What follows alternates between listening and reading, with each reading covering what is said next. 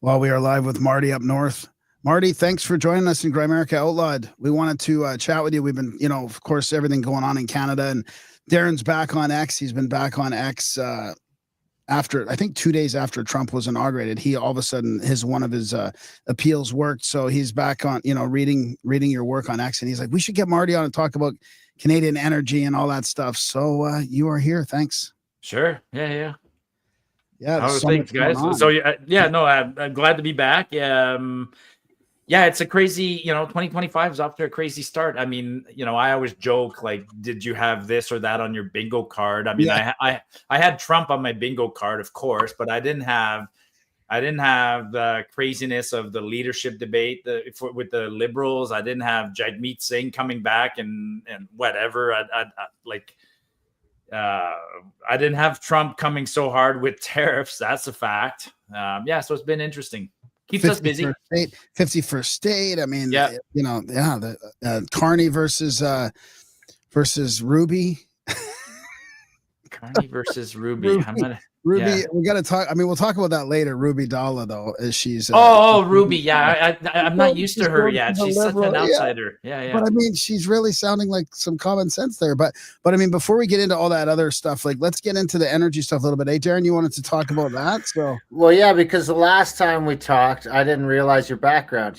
We knew you. I knew you as an influencer. I didn't realize your background in Alberta energy, which is suddenly at the forefront of the world in some ways, because it's about to get interesting. I mean, this all obviously better than we do, but we've been talking about how we've got these 4.5 million barrels of oil a day, and there's really nowhere else for them to go, and the infrastructure to do anything with it is decades away at best.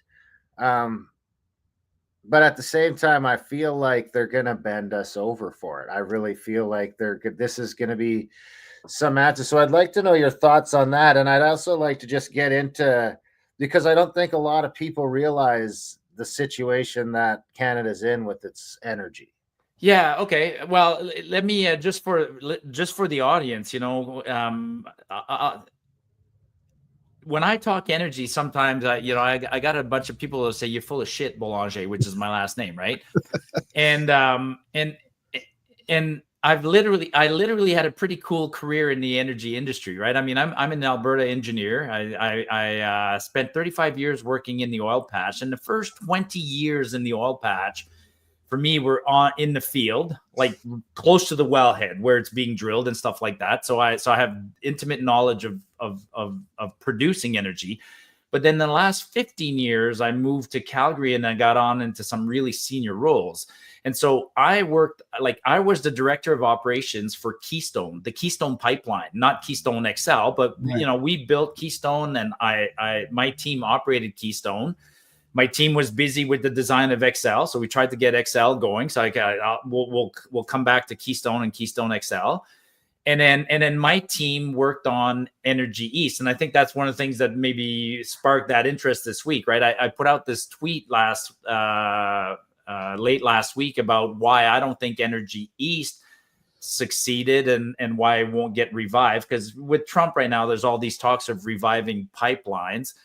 And it was funny. I put out a pretty detailed tweet on why Energy East won't work. And I got guys that sort of try to come over top on me and go, well, we can solve those problems. I'm like, dude, I lost 2 years of sleep trying to fix some of these problems. So some of the problems are pretty big. And so hopefully we can talk in some detail on some of these things, because energy is very complex and people tend to super simplify it, including Trump. Like when I listen to Trump right now, it's Trump, right? I mean, the art of the deal. He talks a big story. He talks he's a big guy. But even some of the things he's been saying lately, I'm sure he's got a couple of advisors going, "Come on, Donald, you can't say that, or what you're suggesting is way more complicated." So yeah. But it does sound like they're almost energy. They have enough energy for themselves almost. It sounds like they're just about there. Like they really don't, it doesn't seem like they need to import a lot, to be honest. Well, they have the same problem we have, I think, but they're a decade away from that too. You know, you can't just turn it on, is my understanding. Yeah, so let me break it up. So first of all, there's multiple kinds of energy, right? So some people say, what do you guys mean when you talk energy? I mean, we can talk electricity, we can talk oil, we can talk natural gas. So the talk mostly is around oil these days. The Americans, I put this out on Twitter last week. The Americans consume every day about 12.5 to 13 million barrels of oil. I love throwing that number out, right? Like 12 to 13 million barrels a day, not a month, not a week, not a year, a day. And they currently produce about 9. So every week they're short. Every day they're short. They're short the 4 million that they're currently importing from us. And there's a couple of things, right? So if they wanted to be energy independent when it comes to oil, they would have to find quickly, you know, Donald said, we don't need somebody else's oil. We'll drill, baby, drill. I'm like, okay, that's, you know, you're missing 3 to 4 million barrels. The best wells that you'll drill nowadays in the US are like 500 to 1,000 barrel a day kind of wells. So even mathematically, he's going to need like 20 to 40,000 wells. It's like, sounds like, you know, and that's not that manageable. I mean, in a good year, the Americans drill like 10 to 20,000 wells. So could they do it in a couple of years? They could, but it would literally take them a couple of years to find those good wells. And then by the time they got those wells drilled, the ones that they currently have would have declined. And so, you know, they're on a treadmill. So could they get to the 13 million barrels? Sure, they could, but it'll take them 2-3 years. So what do they do in the meantime, right? They're not going to shut us off. Like, that's not going to happen. They're not going to shut us off while they drill, baby, drill. But while I've been talking like this, there's one assumption, there's one thing, there's one big giant caveat. The oil that the Americans produce everywhere in their country is this light stuff. And you can't make diesel with their light oil. And that's one of their big problems. And so they import from us, because they're missing some oil. But the other reason they import from us is our stuff comes from, you know, from Athabasca, from Fort McMurray, like the heavy oil stuff, the tar sand that people like to call it. That's a really heavy crude. And that's what's used to make diesel. And so the Americans love that stuff. It goes down Keystone. And then from Keystone, it goes to, you know, refineries all over the place. So, you know, they would have 2 short-term problems. I mean, if they want to be energy efficient, they would have to drill and replace what they buy from us, but that would still, they still wouldn't get diesel. And if they don't want to buy oil from us, then they're going to have to buy it from Venezuela. So when I see Trump posturing like he is, I'm not worried. Honestly, I'm not worried at this point. Go ahead. A lot, eh? Yeah. Well, do you think so? I'm not worried either. I mean, I'm not worried if I'm Alberta. I'll tell you, if I was Ontario doing anything in the auto sector, I'd probably be worried sick right now, because we went over it on the show last week. You know, they literally moved this car manufacturing 50 miles up the road from Detroit and started making the cars and shipping them over the border. And I think that is 100% going to go away in a large capacity. And I've even thrown in the wild card that I think he's going to offer some of those people citizenship to go down and run some of those factories.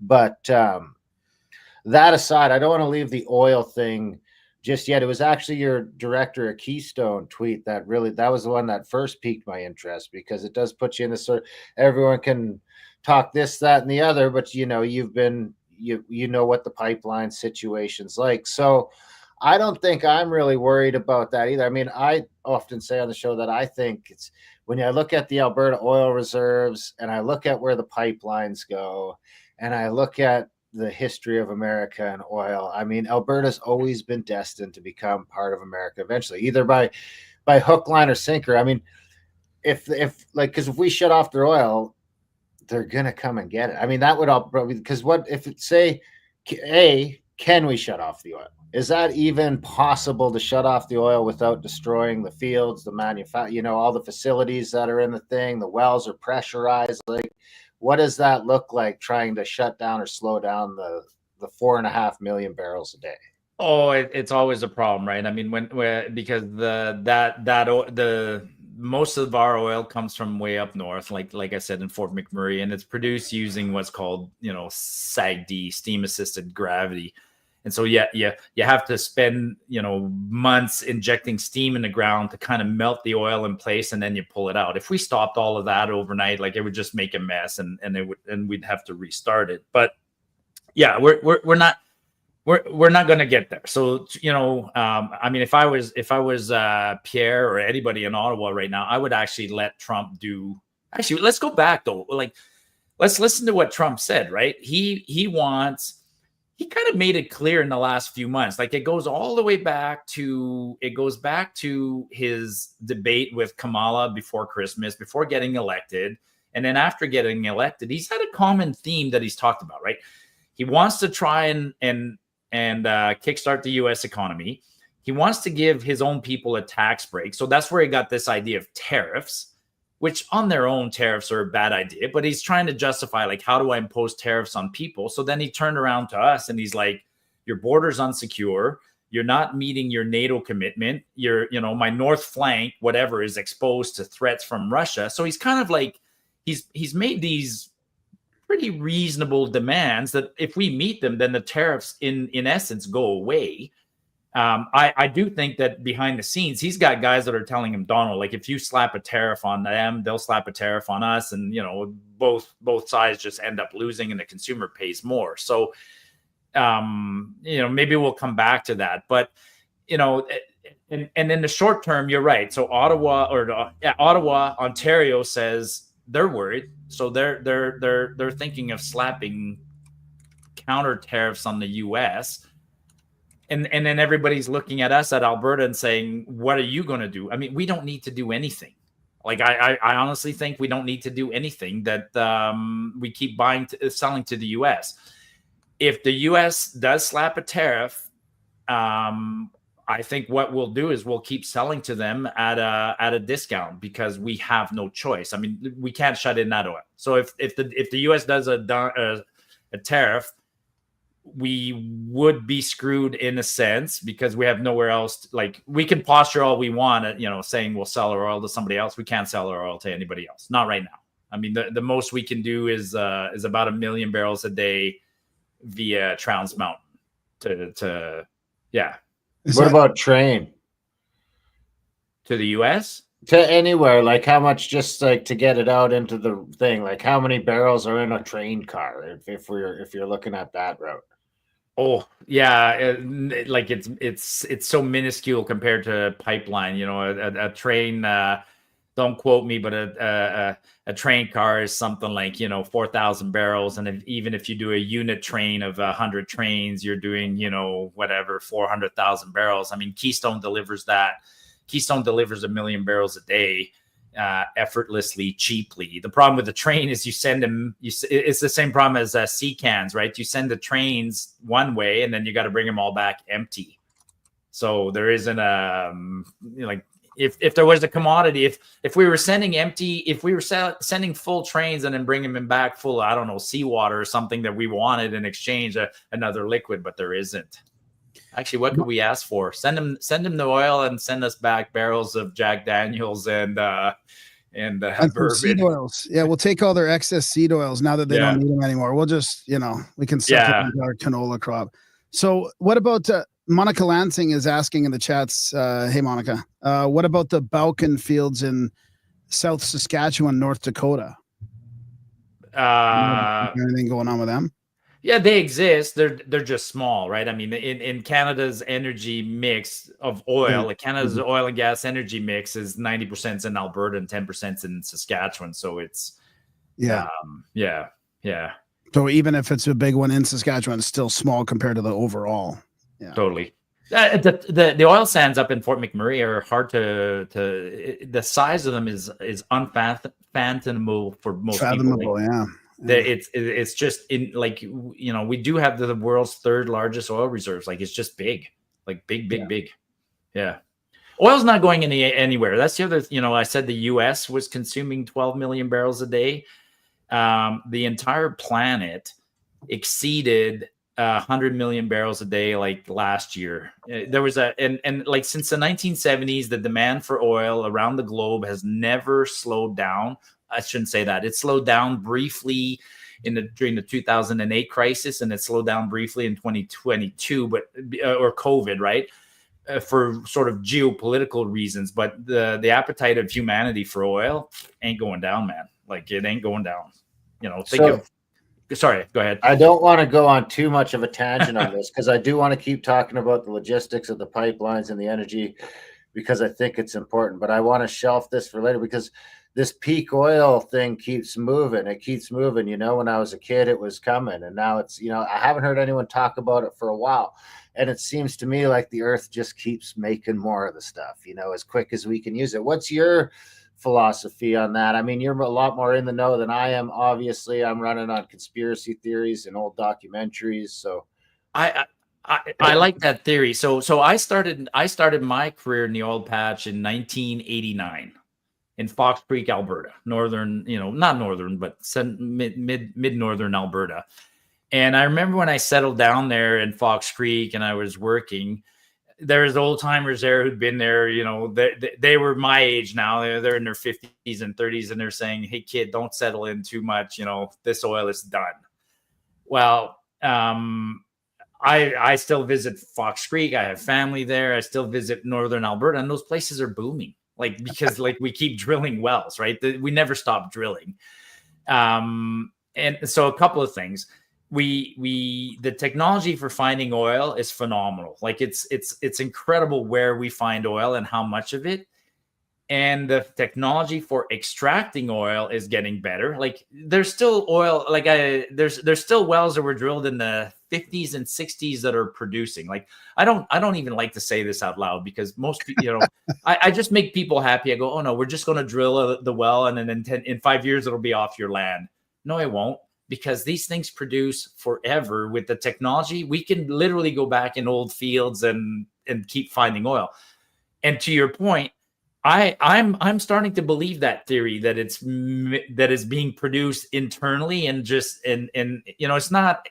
It doesn't necessarily it doesn't just need dead dinosaurs, dead plants, dead algae, dead plankton. I think it's being formed, and the reason we suspect that now is because the most basic oil, the most basic hydrocarbon, like pure methane, has been found on the moons of Venus and has been found in the universe, right? So and the most basic hydrocarbon is methane. It's just carbon and hydrogen. And carbon is so abundant in the universe, and hydrogen is the sun is all hydrogen. So why wouldn't it be made, right? I think it's being made. I truly do. And so so there's two peak oils. We there was the guys who talk about the peak production. I don't think we've seen peak production yet, not mathematically. And then there's peak demand, and I don't know where peak demand is. That's peak demand. Yeah. Well, I mean, China still. I remember hearing in 2009 or 2010 about the coal plants in China. Yeah. They were creating. I can't remember if it was 3 a week or 1 every 3 days or every 3 days, but I mean, it's still happening. This is 15 or how many years later? 15, 17 years later, and I'm hearing about it again. I'm hearing about all these. So there's obviously a huge demand. Have you guys been to China? Have you been to China? No. Okay. So I've been to China through work. I used to have to go to China, and I would go to manufacturing cities like Chengdu, for instance. And don't quote me exactly, but I think China has 40 cities. Okay, 40 cities in China that have more than 10 million people. Yeah, we don't even have one in Canada, right? We don't even have one. The big 10 million cities close to us are New York and LA and places like that. China's got 40 of those things. And when you go to China, for me, it's stressful. Man, I live in the country. I mean, if I'm driving a truck and you're half a mile in front of me, you're too close. So, and when I go to China, it's a massive humanity. And what do they want? They want what we've had for the last 30 years, man. There's still people in China. They've never had a car. So they want a car. They want a shitty little car. They want a fridge. There's still places that have I swear to God, I don't know how they refrigerate or how they store stuff, but they don't have the things we have. So, and that's China, India, Brazil. Like there's like 2 million people or 2 billion people on this planet, maybe 3, that are living in what we call the second world, and they want what we want. Never mind the third world. They're so far behind. They just want clean water. So, the consumption. Yeah, I've heard that quote. I think in China it's like 1 power plant every 3 days is being fired up, right? And they're not burning natural gas. They're burning coal that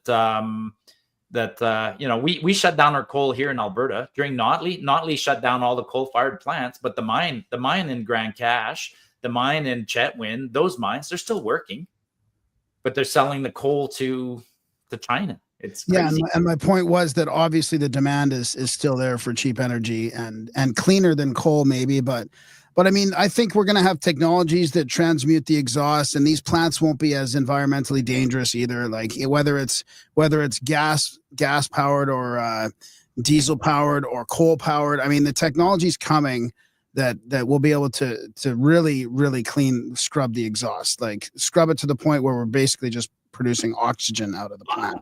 I think we're already there. I found it frustrating. I found it frustrating in 2016 here in Alberta when Notley, like we had brand new 2 state-of-the-art coal-fired plants, like state-of-the-art. Right.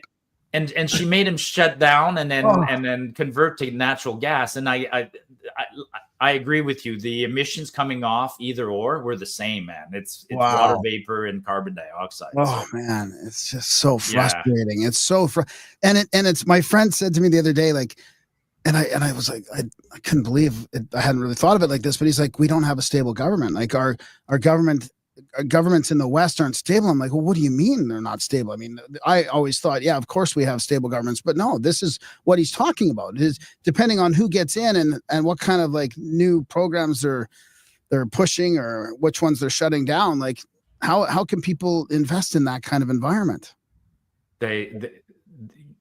I could talk about that too. I mean, I've been in room. I worked on a project called Goldboro, which was an LNG project out east in Nova Scotia, and we had. I need to go back to that story because we'll come back to it. Suffice it to say, I was in rooms with bankers. I ended up flying to Malaysia, to Kuala Lumpur, because we were meeting with bankers there. And this was in about 2017 or 18, somewhere around there. And the bankers, they humored us. They listened. We did our sales pitch. We were looking for $4.5 billion. We had loan guarantees. We had sold 30 years worth of gas to the Germans. The engineering was done. We had permits in place. We just needed the money. Because that's another thing I'll talk broadly. Canada has no money. Like Canada's economy is 3% of the world. So anytime we want to build anything here of significance, we have to go elsewhere in the world because we just don't have enough money here to do it. So we're in Kuala Lumpur. They humor us. And then at the end, they're like, yeah, it's an interesting project, but we're not interested because it was too risky to do business in Canada. And that was one of those epiphanies for me where you have what I would call a second world nation telling me that I've become a second world nation, that it was too risky to do business in Canada. Yeah, isn't that crazy? I mean, well, I guess while we're on that, I mean, I did want to ask you about this because I saw this floating around too. I haven't fact checked all these, but I mean, it seems like, and I wanted to talk to you about because your east one is in here too. But I mean, these are supposedly the canceled energy projects or investments just from 2015 to 2020. I mean. Yeah. That's a lot of, stops and starts and people putting time and energy into stuff that doesn't get. And now it seems like it's all intentional because now Trump's coming up and there's, like Darren mentioned, or you mentioned at the beginning of the show here, there's nowhere else to go for us. So if we don't sell to the States, it's not like we can just turn left or right and go across the ocean or something. We've been, I got to be careful with my words. We've been proverbially shooting ourselves in the head for the last decade. Right. Like Trudeau, Guilbeault, all those others. Like, it started in 2014. I mean, to be honest, right up until everybody always talked about the boom bust cycle of oil and gas. You guys are in Saskatchewan. I'm in Alberta. Yeah. Everybody always talked about boom bust. But the reality is, from about 1985 to 2014, the cycles were mild. There just weren't any cycles. They're very, very mild. And then 2014 was a big one. 2014 hit hard. Price of oil drops to 20%. And what our leaders in Ottawa should have just said, what our leaders in Alberta at the time, said was, we just need a little bit of help. You need to help get out of the way and let us build Trans Mountain, and we'll be fine. Like, that's what we said in 2014, right? Like, during the downturn, you take advantage of the downturn to build more infrastructure. So 2014, first downturn, try to build some infrastructure. Ottawa flatly says no, they're blocking us. I went out east, and when 2014 hit, I swear to God, there was a cheer out east, because people who had forgotten that cycles are normal saw this big downturn and they cheered. The Quebecers, especially, and some of the Ontarians cheered, because for them, this big downturn was the beginning of the end for Alberta. Like, they're pissed off at us. They've been pissed off at us for 25 years because maybe more than that. I mean, you see those memes going back 100 years. Yeah, because we're supposed to just make energy, pay our transfer payments, pay our taxes, and not try to influence the political landscape. But we got too powerful. And, British Columbia, Alberta, Saskatchewan, we got too powerful. So when the downturn came around, the people out east are like, finally, those guys are down. And then for the last 5-6 years, they've been betting on that. Like, they've been literally trying to knock us down. And anybody, like today, when you hear them talking about, join Team Canada, and we should have seen that this was coming. Like, everybody's suddenly waking up to Trump and going, shit, we only have one market. We only sell to the US. Everything that's wrong today, we've been bitching. We've been warning them about this for decades, right? Decades. Like, let us build pipelines this way. Let us build pipelines that way. Let us develop nuclear energy. Let us stop being dependent on oil. Let's properly plan for the future. When the Liberals talk about planning for the future, full of shit. They're planning for their future, not the. So the country right now, especially in the last 10 years, has been leaderless or led by complete morons that are completely ideologically driven. And look at the mess we're in. Like, we're backwards, man. We're totally backwards. We're pre-2014. Oh, yeah, it's broken. We're broken. Yeah, totally broken. Yeah. I think it's beyond repair, but I mean, we don't have to get into that yet. Darren, no, it's not beyond repair. No, it's not. Yeah. That's something we could argue about. But Darren, do you want to continue on with the resources of the oil at all, or anything like that? Well, yeah. I mean, what about liquid natural gas? What's the process? So I guess before we jump to that, what is the timeline to get? I mean, assuming we got approval tomorrow, they're like, make the Trans Mountain pipeline, make a pipeline to Hudson's Bay. We didn't bring that up, but is Hudson's Bay more reasonable of a spot to try and get to than to try and get all the way to Newfoundland? I mean, most of the landowners are between here and Hudson's Bay, probably, though. Yeah. So let's break it down a couple of ways. So, Trans Mountain the original Trans Mountain was built in the 1950s and is still operating, and it operated brilliantly. All we wanted to do was twin the darn Trans Mountain, and it ended up taking about 5 years to twin, and it cost like $30 billion, right? So, like, if we do all projects like that, then there's nothing economic anymore. But I'll say this: I think Trans Mountain was an aberration, and if the government got out of the way and let Alberta properly build Trans Mountain, we should have built that in, say, 2-3 years for $10 billion. So I think we can go back to the old rules, and shit can be built, and if you do it in the national interest, and the national interest, like I often say this, we couldn't build a railroad across the country these days. But in the 1800s, we did it because we recognized that it was in the national interest. So some of these pipelines, I think, fall in that category. But the way it's been working in the last decade is, if it falls in that category, the government says, well, we want a piece of it and we want to be involved. It's like, no.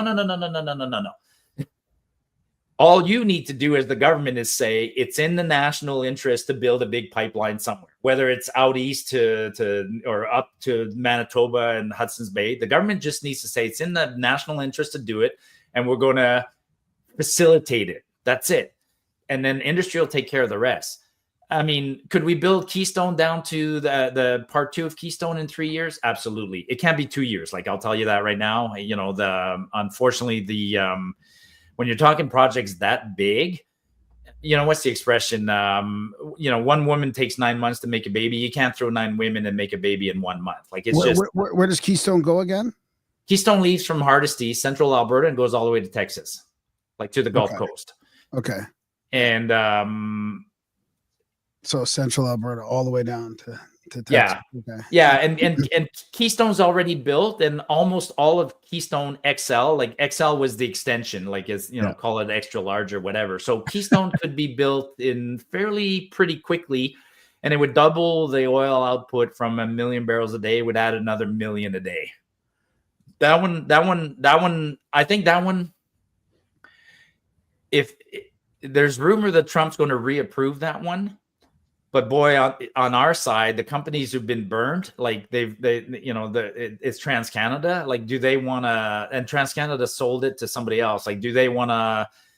Do they want to do it? Yeah, you know, they've been burned. And what happens in 4 years when it's like, you know, you're not even done yet, or you're close to done, and then somebody else comes in and cancels it? Yeah. Energy East was a beast. I worked on Energy East. So Energy East was an attempt to get oil from Alberta all the way to the East Coast to St. John, New Brunswick. And that's because there's a refinery there, right?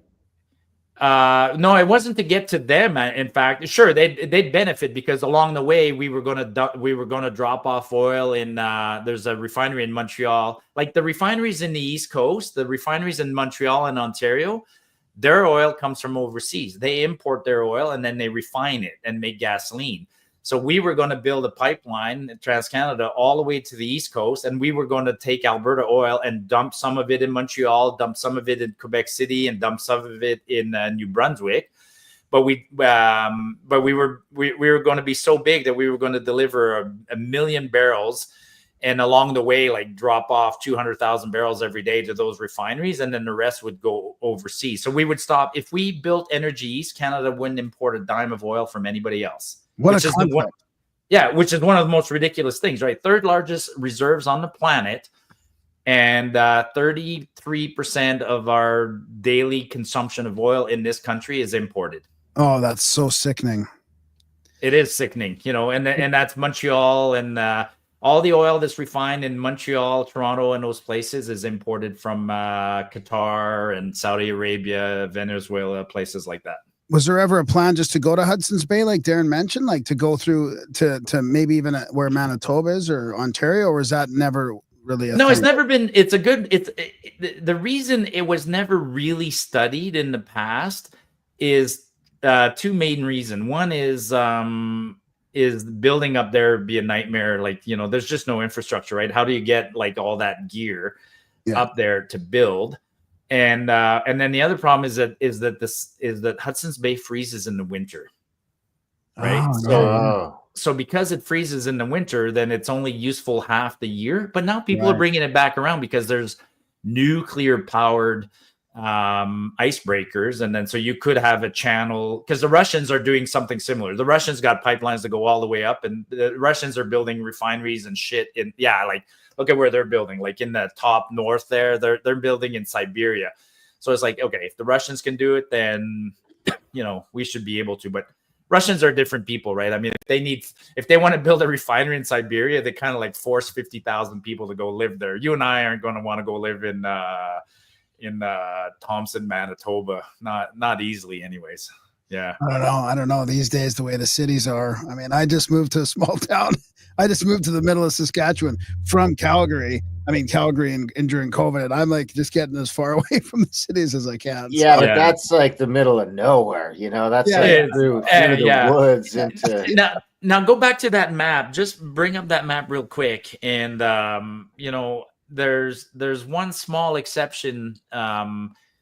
So we send our oil down to the US. Alberta makes, let me round it up, but Alberta makes 4.5 million barrels a day of oil. And we send about 4 to the US. And then we keep 400,000 for ourselves here. That's what, and for you guys, that's what we refine and turn into diesel.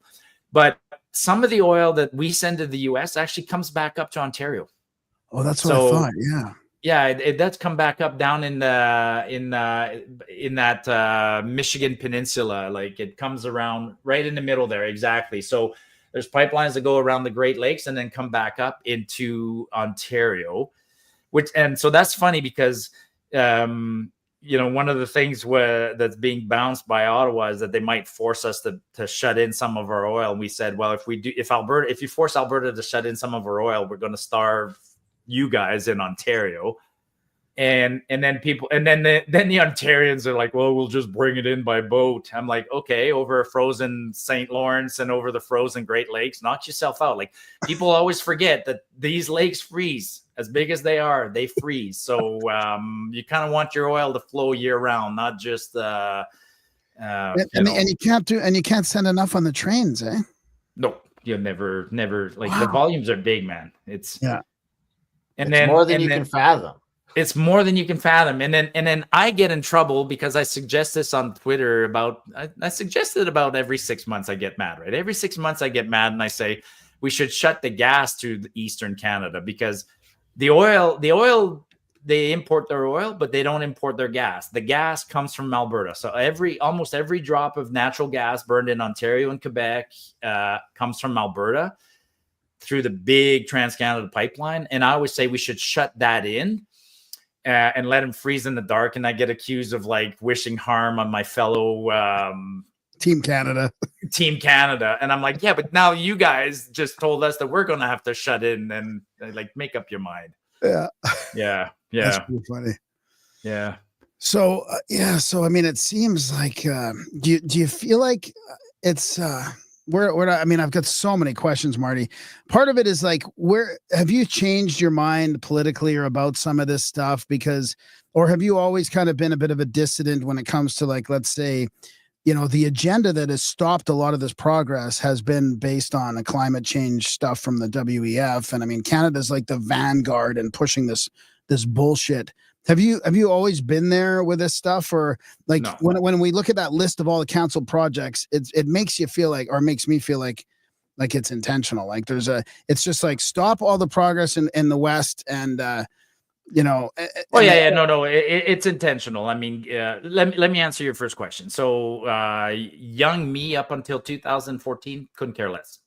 Okay. In fact, wasn't even political, right? I people say you seem pretty political. I'm like, let me go back. Let's say you stopped me in 2012 and you're coming at my house. We're having a beer in the backyard, and you said, "Hey, Marty, you realize that some of your taxes are going to Ottawa and getting wasted?" I would have said, "No, I don't give a shit." Yeah, because in 2012, I would have said, "Look, I bought a house. I'm living in it. It's not paid for, but I own it. The kids are in high school doing okay. Boys can play hockey whenever they want. Pickup trucks full of gasoline, and I get to go to Mexico every winter." So did I give a shit? No, didn't give a shit. In 2014, when we had our downturn and then we elect Notley and Trudeau, working on projects like Energy East, we're asking for a little bit of help from Ottawa, kind of like, hey, I've been part of this country for the last 20 years, haven't asked for much. Can we get a little bit of help? They didn't help. I'm like, oh, okay, that's unfortunate, right? Piss on you. I'll remember that. But didn't give up on Canada. Then comes 2018, 19, then there's COVID, and then there's 20 when we, Trudeau elects Guilbeault and others. And then Guilbeault starts talking his net zero, no more gas vehicles. Everybody's got to be electric. All projects are going to be blocked because we're going to do Bill C-69. Bill C-49 will have a tanker ban. I don't want you guys owning guns. I don't want you guys owning land. I mean, I'm an oil and gas guy who lives in the country and has a bunch of guns. So what's Ottawa for me? they're existential, man. They want me gone. So you're right. It's not just, they're not just trying to slow me down or interfere with me. I honestly think they want me gone. Yeah. And it's, I've been saying lately, like, to me, I don't understand why they made it so hard economically on people. Like, I feel like they could control us more if there was some prosperity there, if people were just living their best life, if they could afford stuff, if they had some savings, we'd be like just grease in the palm of their hand. They could do whatever they want with us. But now people are struggling. Like, I agree with you. I wasn't political either, but now it's getting to the point where it's affecting me directly. The mandates, all the bullshit that we went through during COVID, and now the economy, the carbon taxes we're paying, all the corruption in the government that is so obvious, and the lies that are so in your face. It's like, what is going on here? Yeah, well, let me put it to you this way. So in 2015, when Trudeau first got elected, even though I wasn't very political, I had some political knowledge. I was like, oh shit, we're in trouble, right? I kind of thought we're in trouble because the reason I thought we're in trouble in 2015 is because I thought this guy's going to be the prime minister for the next 20 years. Wow, okay, he's going to be because well, think about it, right? He's got the right last name. His last name is Trudeau. I mean, sure, he stutters or whatever, but he can work a crowd. He can schmooze a crowd. Yeah. Yeah. So in 2015, when Trudeau got elected, I'm like, oh shit, we're in trouble. This guy will be there forever. And the other thing that worried me about Trudeau, and I don't know why he doesn't do this, but I was worried because I thought he'll get the vote in Ontario and Quebec every year. And then all he has to do is throw Alberta a couple of carrots just to get a handful of votes from us, from you guys, from BC. And then that guy will stay in power for the next 20 years. What he's done in the last couple of years surprises me. I don't understand why he shits on Alberta and Saskatchewan so much as he does, because like I said, if he just threw a few carrots our way, we'd keep paying our taxes and everything would be hunky-dory. When I think about why Trudeau does that, I think he truly hates us. And I say that, like, imagine you're Justin Trudeau and you're 12 years old and you're growing up. And you hear people talk about Pierre, his dad, right? Oh, your dad was great. He was a visionary. He was this, he was that. And he transformed the country. He heard his dad was great everywhere except where? Alberta. He came to Alberta and everybody said, screw you. Your dad was an asshole, energy policy. So deep down, he has this sort of loathing for us. And he's been on video many times. I speak French, right? You guys know that. I speak French. And so I can listen to Quebec radio stations and old interviews of him. And I don't have to read the subtitles. I can see what he's saying. And when a young 20-year-old Trudeau was interviewed, he truly did say, that the socioeconomic fabric of this nation is better served when it's led by Quebecers, and he went on to say the greatest prime ministers were Laurier and his father Trudeau and Chrétien, and he feels that Quebecers have this inalienable right to rule the country. Like, he truly feels that way. He definitely has a disdain for us. I mean, for Alberta is a place where we should just shut up and pay our taxes and send him money, and BC is a place that should just shut up and let him come surf. And so he's paying for that. In the end, it's normal, right? These egomaniacs, these narcissists, they eventually destroy themselves. Like, he could have been in power in our country for 30 years.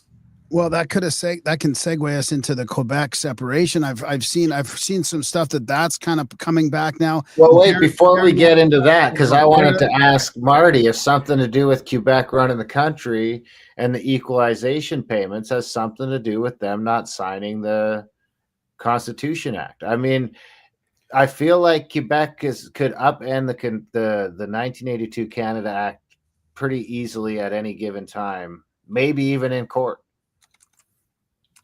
Yeah, I mean, Quebec is Quebec, right? So like I said, they are technically, they're my cousins. I do have family in Quebec. I think Quebec is just simply good. You got to admire one thing about Quebec. They get what they want. Like, how they get it pisses me off. What they get pisses me off. But I do have to admire the fact that they get what they want. So I don't know exactly why they get equalization or why they get all this favoritism. I mean, some of it is part of the Constitution. Most of it is just the size of who they are, right? What are they? 74 seats, 84 seats. Like they're literally a big giant chunk of. Look at today. If you look at the polls today, where's the last place where Trudeau's still hanging on? It's Quebec. Like he's, on the island of Montreal. He's even lost Toronto at this point. So Quebecers, you can blame what they get through the Constitution, but at the end of the day, it's even the Constitution was just them being getting what they wanted. They've always done it. I mean, they have and I use that as an example. Like when I'm unhappy and people say like, why are you as an Albertan so pissed off? Why would you want, this and this and that? And that's my excuse. I generally say, I just want the same fucking shit that Quebec gets. Like they're good at getting shit. So to your question, I don't know exactly why, but they're good at getting shit. Like really good. Really good. Really good. Yeah. Yeah. Really good. All of our money. And yeah. And Equalization is bullshit, really right? Like equalization is like, quite literally the bulk of the money from equalization goes to Quebec. But once it's divided by per capita, like, we're sending them a ton of money that ends up being peanuts. Like it's $800 per Quebecer. I don't even know why we bother doing that. Like there's, and then we send about $2 billion that goes to New Brunswick and PEI and the Maritimes. And for them, that ends up being about $2,000-$3,000 per person.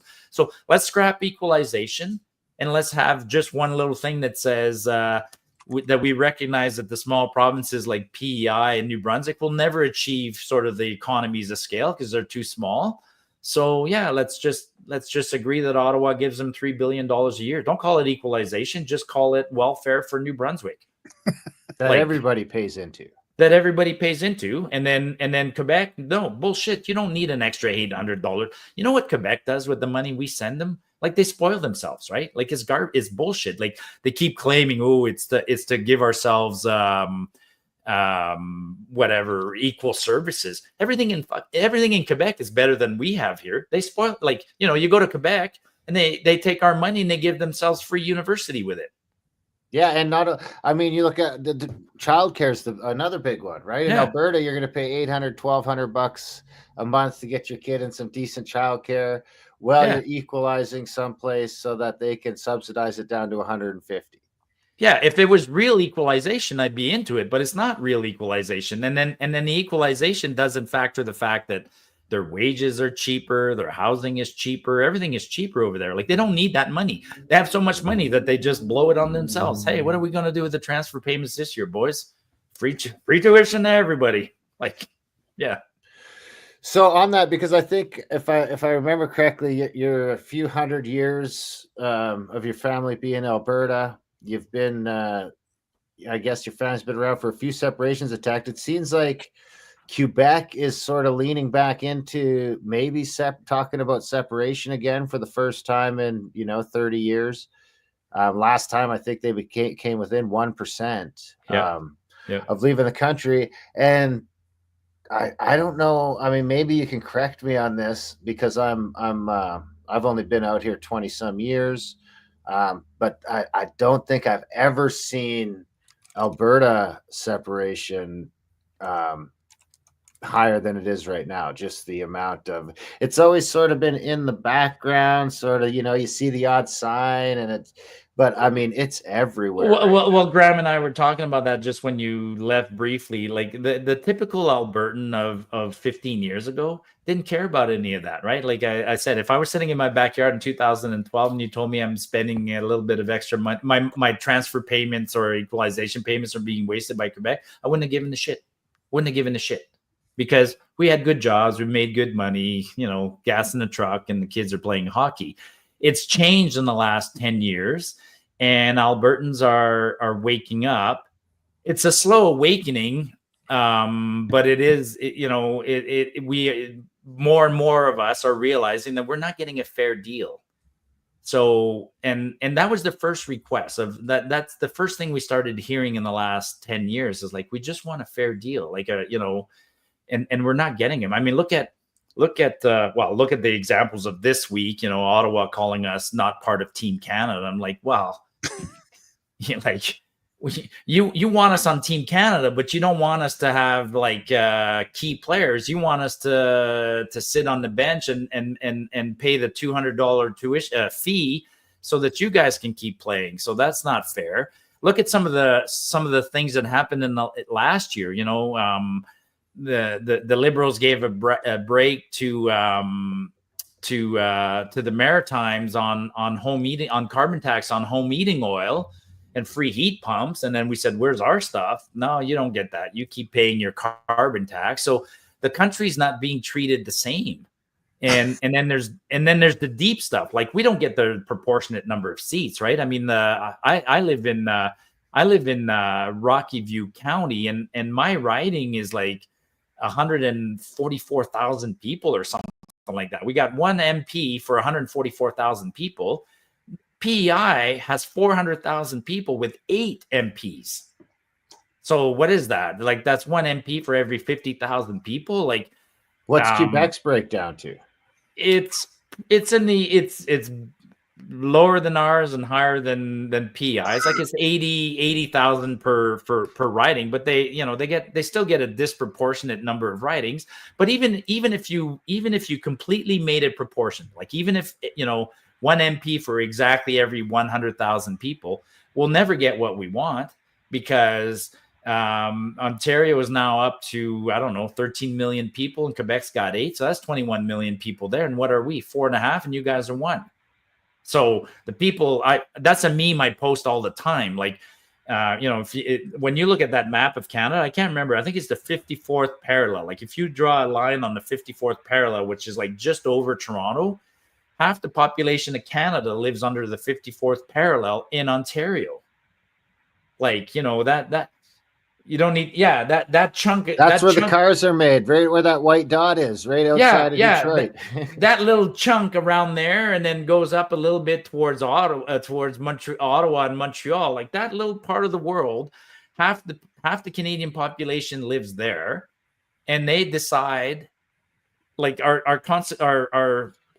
giant country is the rules are made up by a small group there, and the country is almost too big. Like within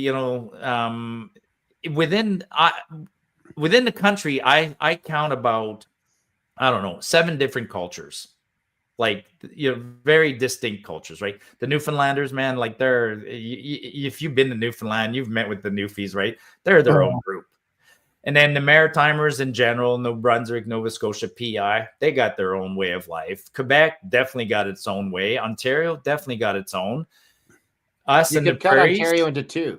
Yeah, and sure, you cut Ontario into 2 because everything north of once you get like 5 hours out of Toronto, then it's, I mean, you could probably like make that its own province, and like they would probably be closer to Western Canada than totally. BC, same with BC, right? I mean, northern BC loops in with Alberta and Saskatchewan and Manitoba, very similar, but the island of Vancouver and the lower mainland, that's a different culture. And then you got the Northwest Territories. So we're trying to, and then you can think of, like, you'd think that people would agree on some fundamental things, but we don't. Like, the attitude towards guns is very different from one part of the world to the next, or one part of Canada. And who makes the rules around guns? People in Toronto, who have no appreciation for how we view that. Well, that begs the question: where do you see this at? So, is the fervor higher than you've ever seen it? Yes, totally.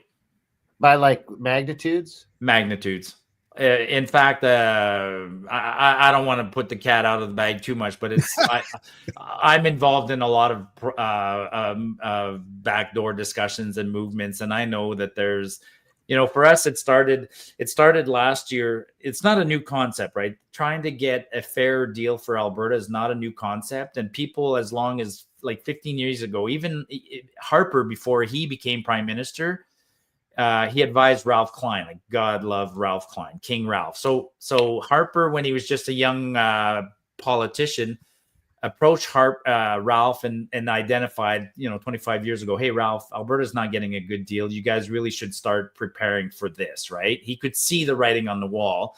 And Harper and a bunch of others proposed what they call the Alberta firewall. You know, they said, start looking like Quebec.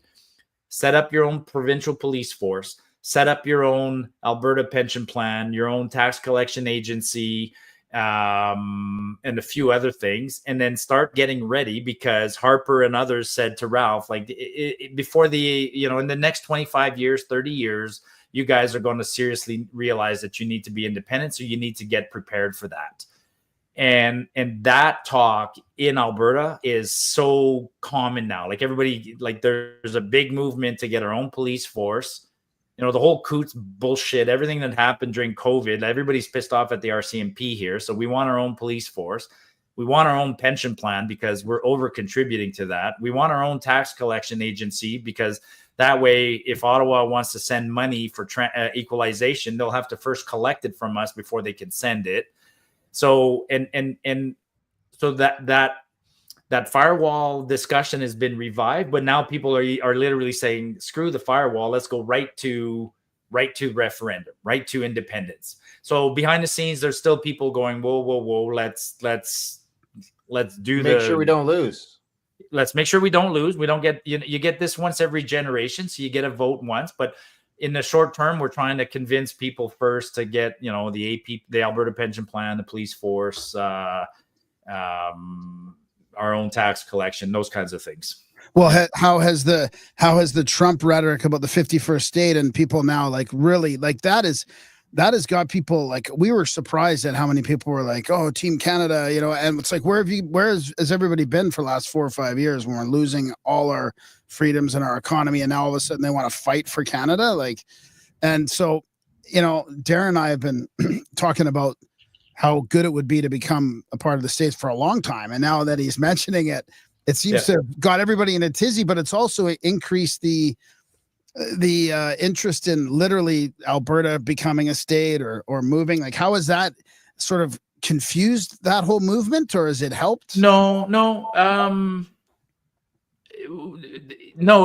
it helps with the discussion. So what it does, let me break it down. So a lot of here in Alberta, a lot of people are saying, what would be solved by joining? So it helped clarify the discussion. So the question is, what problems would Alberta solve by joining the United States? And when you start rhyming off a couple of problems, you go, well, we'd be a little more productive. We'd have lower taxes, and their constitution's a little bit better, and their dollar's more solid. Then everybody goes, yeah, but we could also solve all those things pretty quickly on our own. So the discussion actually helps solidify the idea that we should be on our own. And then when you really start thinking about it, you go, listen, there's 50 states, and even as strong as Alberta is, if you ranked Alberta with say on a per capita GDP with the other states, we'd still be like 47th or 48th, right?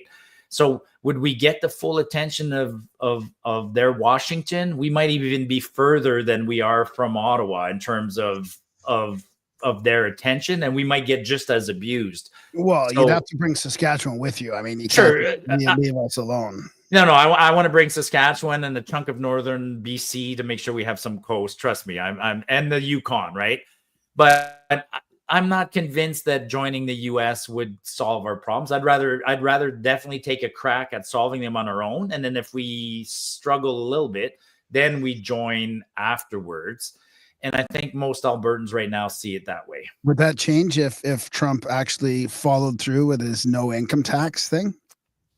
Then I'll just leave and move over there. Like, I mean, you know, I already have an H-1B visa. So, well, let's be honest. I mean, Alberta as an independent country would not have an income tax likely either. I mean, none of the countries that we can look to as examples that are sitting on the kind of reserves with the infrastructure to get those reserves to market that we have right now. You know, none of those countries are paying income tax. The states that have oil aren't paying state income tax. Yeah, and depending on the group that you put together, if you take Alberta, Saskatchewan, a chunk of northern BC, you end up with a country with a GDP of about 550 billion, which puts us in like the top 20, 25, right? Puts us right on par with countries like Israel, Ireland, South Africa, whatever, Sweden. So we become and that's with the current numbers. You do that as an independent Alberta. We're no longer sending, or independent Buffalo, let's call it, right? And so now we're not sending money to Quebec. There's no assholes telling us, hey, you got to slow down your oil. We double our oil production. We NATO contributions are no trouble, so we don't have to worry about an army. Yeah, our border is protected just as much. We have, it's, we'd have a little challenge with the national parks and some of the natives and stuff like that, but we already have treaties signed. We have all of that. It's like I don't think it's I'm an Indian, and I'm telling you, for like the Indians, it's anything's better than what's happening right now. Totally. Going to the States people say, they had their trouble. Yeah, they had their trouble, and they've moved through it, and they've negotiated a deal that is 20 times better than the Indians in Canada are getting from the Canadian government. Yeah. And if Alberta's going to go this route, they're going to have to go this route, making deals with these nations that are going to be, like, it's not hard. Indians are fucking stoked to get away from the Indian Act. We would love to get rid of this shit, but it just needs to be done with a fair deal. It can't be just like, yeah, man, we're done with that. You're on your own. It's like, no, we got to work some shit out. We don't want everything. Just what we're on right now would be a good start. Yeah, we're in the same boat. Yeah, like anything's an improvement. What was I going to say? Well, I wouldn't mind teasing out, because how do you think that works? Because it's got to get, exponentially more complicated to just start including Saskatchewan and then a part of BC. Does that have to be a sovereign Alberta first, and then it slowly starts to expand? Or that's not a question for me. I mean, that's do this podcast with bring Leighton Gray next week or whatever, and ask one of those constitutional guys, and they're Alberta and Saskatchewan joined very on the same day, simultaneously, under exactly the same rule. So I think for the two of us, we would just we could literally merge instantly, and instead of two premiers, we'd just have one, and change the tax code and a few things. Like those two joining would be super, super freaking easy. I think what would happen is one would do it first, and then let's say it's Alberta that becomes the first independent state. Then another group like Saskatchewan would quickly say, "Hey, can we join you?" And we go, "Sure." So and you leave Canada the same way we did. You settle your debt, you say goodbye, and then you make a deal with Alberta. I think it's pretty manageable. Well, then if you're talking about Yukon and northern BC, then now you're getting into Diagolon territory. I mean, it looks exactly like Diagolon, doesn't it? Yeah.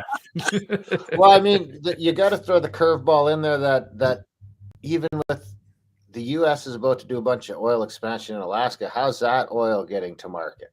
It's throwing in this other curveball where they're going to have, pipelines or some sort of. Do they need better roads coming through? The U.S. already gets it out to market.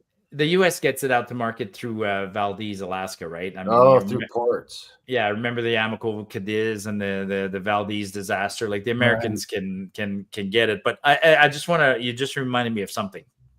So this chat about the 51st state is a little bit interesting, right? I've asked this. What do you think? Like right now, if you ask people, would you join the U.S.? It's about 30 to 40% of Canadians, off the cuff, say yes, right? If you got into the details, I think it'd get lower. But quickly today, about 40% say yes. It's highest here in Alberta and Saskatchewan, and it's lowest out east. Surprising, maybe not. But the Quebecers are resisting that forever and ever, because look at the sweet deal they're getting, right? Canadian. So that's the first thing. But if I had asked you in 2012, hey, do you want to join the U.S.? 2012, 10 years ago, what's your answer off the cuff? Yes. No, I wouldn't have. See, it's mixed, right? So, or let me say, if I asked you this 2 years ago, when Joe Biden's crawling around stage shitting his pants, looking where the hell he is. Well, I've heard that argument, but I still got to say yes, because at least my governor has real power. Yes. Yeah, the governor has real power. The Constitution's different than ours. There's certainly advantages, certainly. But then I ask it, there's all these other questions. Is Trump can say what he wants, is Texas going to let us join? Because Texas, like right now, Trump won, but in a typical election year, that country is like split 50-50, right? Like it almost always leans Democrat. So is Florida and Texas going to let anything from Canada join? Liabilities. Fuck, man. By their standards, we're a bunch of liberals. So they don't want us. And then do they, and then to my fellow Canadians, like same thing, you ask a Quebecers, like, why do you want to go to Quebec, to the States? They go, oh, I get a better salary and lower taxes. I'm like, yeah, but you're going to have to work. What do you mean I'm going to have to work? It's like, it's lower salary, better taxes. But the reason is because they're productive and they work. Have you ever been to the US? People down there work. So I have news for you, Quebecers and Torontonians and mainland British Columbian. Joining the US would actually mean that you're going to have to work for a living. Here in Alberta, we're already working. Saskatchewan's working, Dude, that's hilarious because like this morning we left the hotel and I'm like, there's no traffic here at 6:30 in the morning. They're not working. I feel like this whole city is still asleep. We just had this conversation this morning. I was like, if we were in any city this size in Alberta right now, we'd be jammed up at this Tim Hortons trying to get a coffee. And we just drove right in. There's nobody on the roads. Exactly. So you've lived it. So joining the US, you don't suddenly become rich. No, you become an American state and you have to fend for yourself, So I don't think most people, I truly don't think most Canadians would do well in a republic like the Americans have. Without the social net. No, they wouldn't do it because, you're expected to work. You're expected to be productive. You're expected to pay for a lot more things for yourself and not be dependent on the state. I mean, yeah. Can you imagine you show up, you're Canada, you're Quebec, you join Confederation in the US. And the first thing you say is like, where's our free healthcare? And what do you mean the Insurance Corporation of Quebec doesn't exist anymore? They'd be like, they ain't no state insurance. There's no state insurance in any state in the US, man. It's all private. Right? It's all private medical. It's all this and it's all that. That would just shock the shit out of us.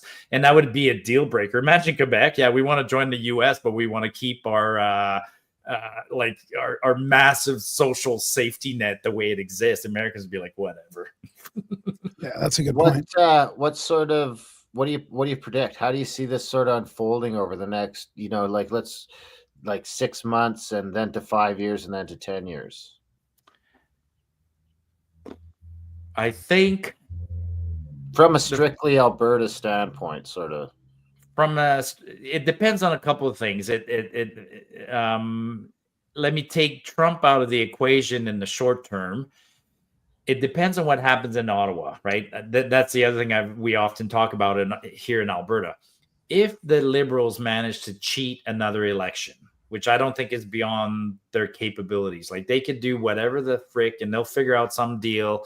They'll put in Carney. You already heard Jagmeet Singh today saying, if Carney's in, I'm not going to defeat him. He's already reneging on that. They could go right to October 2025.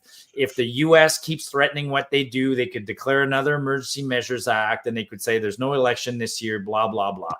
If the Liberals steal an election, the temperature in Alberta for independence will be like through the roof. So that's one thing. But let's say everything goes by the book, and then this is what I'm hoping. I'm hoping that the Liberals elect a new clown. Who cares? That we go back to Parliament in March, and that the government is defeated right away, and Poilievre gets elected. If Poilievre gets elected, and Trump will have tried his tariffs by then, I think the temperature will come down. Trump won't be threatened by Canada. Everything will be okay. And I think we go through a period of about 4 years where things are pretty good. And then what I'm watching for is will Poilievre be able to, we said earlier, is the country broken? I don't think the country's broken. I just want it back the way it was in 2014 at this point. Right? Get rid of net zero, fire 200,000 civil servant, bring the budgets back down to $500 billion a year, slow down immigration, cut my taxes, and we're good to go. Guns back. Need my guns back. And my guns back. A small little list of impossible things. None of those are impossible, man. Those are all super easy to do. And then everybody who's going to bitch is like, counter the bitching by making sure that you kickstart the economy. No, I know what you mean. I try not to get too negative and black-pilled about it, but it's so, I mean, the medical system is fucked too. I mean, it's just, it feels like we're infiltrated from the top to the bottom, whereas, and I know it's bad in the States in a lot of those aspects too, but it's a different infiltration. It's kind of strange. It's hard to explain, but have you thought about going into politics? Like, were you going to be a senator at one point, or did you think about that, or were you offered it, or were you joking that time, or? No, I get offered it all the time. Do you really? I've had lots of people that say that I would be easily elected as an MP or an MLA. I'm 58. I just recently retired, and my kids are all older, and I feel like I've done my bit, so I don't feel like being in politics, and I don't think I think they're just pumping my tires. I don't think I'm electable. I'm too opinionated, and that doesn't work in this country. Well, it might be changing though. I mean, honestly, like, so I heard. So a couple thoughts. First of all, you might be able to do more outside the system. You might be able to do more, just advisor, like sort of a consultant kind of advisor type thing. But when I heard Ruby Dalla talk, I mean, she was like, she's this entrepreneurial woman. She's been in politics before. And I'm like, this lady is talking some common sense. I mean, she's running for the Liberals. I'm like, is this like, and now the Liberals are complaining she's like a plant from the Conservatives, right? Because she's talking about just like getting tough on crime and all this stuff. But I feel like we're ready for honest politicians that can have a long form conversation. Like, I do think that is changing, and it's going to change even more. So you might be more electable in the next 4 years than you ever would have thought you would have been in the previous 8. No, I hear you. So I'll give you the example of Danielle Smith, right? We said all those things about Danielle. Like 3 years ago, everybody's like, wow, look at her, listen to her. She's amazing, amazing, amazing, amazing. Yeah. And then behind the scenes, I belong to 3 constituency associations, that elected 3 different MLAs. And I talked to guys like David Parker, and I talked to a whole bunch of people on the inside in Alberta. I went to the AGM. I'm seeing what's happening. Okay. And I see that Kenny did the same thing. They come in, they sound good. That Dahlia girl might sound good, but once they're in, the powers that be, it takes crazy, crazy, crazy conviction and courage to do those things. That's why I said Poilievre's got this short list. I think his courage will kind of fade. The real courage is a guy like Donald Trump. Like, Donald Trump's type of courage is crazy. Like, it's he's been threatened. Like, think of what they did to him, right? They threw the book at him. They tried to kill him. They tried to convict him. They literally threw the entire book at him, and he resisted. For anybody else, including me, like, I could talk all tough right now. I'm tough. I get in there, and suddenly, the people are knocking on my door and pissing me off and threatening my family, and all of a sudden you're done, right? I don't have I'm being realistic. I'm just Joe Schmuck, No, I totally appreciate that. Totally. And I appreciate your take on Daniel Smith too. It's frustrating because that's why, I mean, I don't know, I'm not going to speak for Darren, but I just don't trust any politicians. I don't trust Poilievre going in, because he hasn't really said much at all except for cutting the tax. I mean, he doesn't have the balls to go up against the climate change agenda. He's never going to go get rid of net zero. He's going to just be. Never even went up against the jabs. Till it was cool. Oh yeah, exactly. Well, that's the other thing. Yeah, and what was I going to say? Oh yeah, and Daniel Smith, and she was saying all the right things, and at least she's saying all the right things. But Trump is setting a high bar now for politicians to follow through with what they say. Yeah, I would argue that Danielle Smith's done a pretty good job of putting her money where her mouth is on a few things.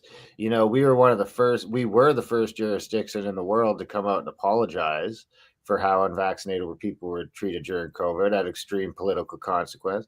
We were, if not the first, one of the first jurisdictions in the world to ban puberty blockers and stuff like that for people under 18, which we took a whole bunch of heat. I mean, I was just tweeting today how how, I'm old enough to remember, because I think someone else just banned. Well, the US has banned it now, the UK, all these other European places, it's getting banned all over the place. I think Australia's now banned it.